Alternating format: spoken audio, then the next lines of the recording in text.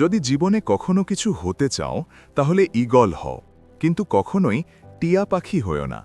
টিয়া পাখি খুব বেশি কথা বলে, কিন্তু খুব উঁচুতে উঠতে পারে না। আর ঈগল খুব কম কথা বলে, কিন্তু অনেক উঁচুতে ওড়ে। আর ঈগলই হলো সব পাখির রাজা। আজ আমি তোমাদের বলবো ঈগলের কাছ থেকে নেওয়া এমন শিক্ষা, যার মধ্যে জীবনের এক বড় শিক্ষা লুকিয়ে আছে। ঈগল একা ওড়ে, কিন্তু কখনোই চড়ুই বা ছোট পাখির সঙ্গে ওড়ে না। ঈগল হয় ঈগলের সাথেই ওড়ে, না হয় একাই ওড়ে। এ থেকে আমাদের শিক্ষা, সংকীর্ণ মানসিকতার মানুষদের থেকে দূরে থাকা শিখো এবং প্রয়োজনে একা থাকতে শেখো। কারণ একা থাকার সময়েই নিজেকে সত্যিকারের ভাবে চিনে নেওয়ার সুযোগ পাওয়া যায়। ঈগলের দৃষ্টি খুব পরিষ্কার ও শক্তিশালী। ঈগল প্রায় 5 কিলোমিটার দূর থেকেও তার শিকার দেখতে পারে।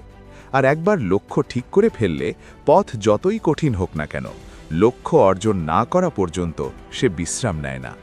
এখানেও আমাদের জন্য বড় শিক্ষা আছে। নিজের লক্ষ্য স্পষ্ট রাখো। লক্ষ্য অর্জন যত কঠিনই হোক, ঈগলের মতো কখনো পিছিয়ে যেও না। ঈগল কখনো মৃত প্রাণী খায় না। ঈগল সবসময় জীবিত শিকারই করে। এ থেকে আমরা শিখি, আমাদের অতীত মৃত, তাই পুরনো পচে যাওয়া চিন্তা নিয়ে পড়ে থেকো না। আসন্ন নতুন জীবনের দিকে মন দাও। যে পুরনো স্মৃতি তোমাকে কষ্ট দিয়েছে, সেগুলোকে সেখানেই থাকতে দাও যেখানে তাদের থাকার কথা। অতীতের একটা নিজের জায়গা আছে, কিন্তু তাকে বর্তমানের জায়গা দিও না। কারণ একবার অতীত যদি বর্তমানের মধ্যে ঢুকে পড়ে, তাহলে সে কখনোই তোমাকে বর্তমানের মধ্যে থাকতে দেবে না।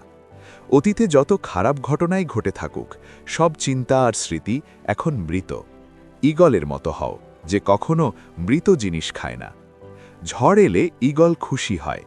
বৃষ্টি আর ঝড় এলে সব পাখি লুকিয়ে পড়ে, কিন্তু ঈগল তখন ভীষণ আনন্দ পায়। প্রবল বাতাস বইলে ঈগল সেই বাতাসকে কাজে লাগিয়ে আরও উঁচুতে উঠে যায়। এমনকি এতটাই উঁচুতে উঠে যায় যে সে মেঘেরও উপরে পৌঁছে যায়। এ থেকে বড় শিক্ষা, কষ্টের মধ্যেও আনন্দ খুঁজে নিতে শেখো।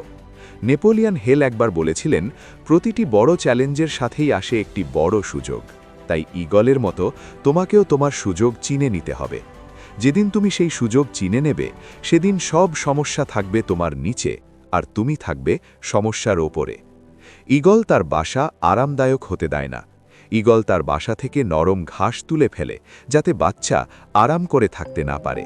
কারণ বাচ্চা যদি আরামে থাকে, তাহলে সে সেখানেই থাকতে চাইবে। কিন্তু ঈগল কখনোই এটা হতে দেয় না। ঈগল একটা পাখি হয়েও জানে কমফোর্ট জোনে কোনো উন্নতি নেই, আর আমরা মানুষ হয়েও অনেক সময় এটা বুঝতে পারি না। যত বেশি কমফোর্ট জোনে থাকবে, ভবিষ্যতে তোমার জীবন ততটাই অস্বস্তিকর হয়ে উঠবে।